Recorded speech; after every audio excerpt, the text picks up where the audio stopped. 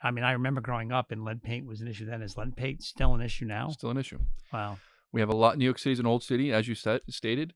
A lot of people don't remove the paint; they just paint over the paint. So all these old buildings in New York City still have lead paint. If you're a landlord in New York City, lead paint is a big issue.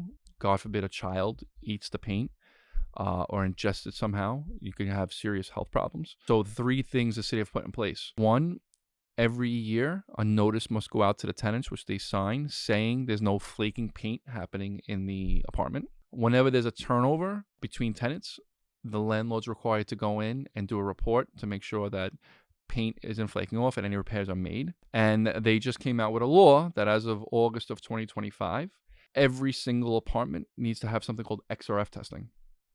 And the city wants to know which apartments have lead, which one don't. Put it on record. If children under the age of 6 years old are living in apartments, you have a year within that date to do this testing. If the children are not under 6, you have 5 years.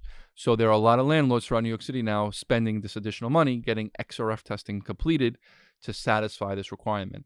And it's just another thing to the list of the ongoing items that the city of New York requires landlords to do, which makes it extremely difficult to be profitable and to keep on top of all this stuff.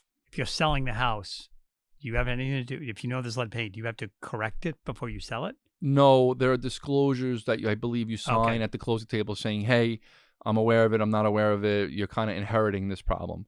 No one really scrapes the paint off the walls. It's almost impossible with sheetrock, right?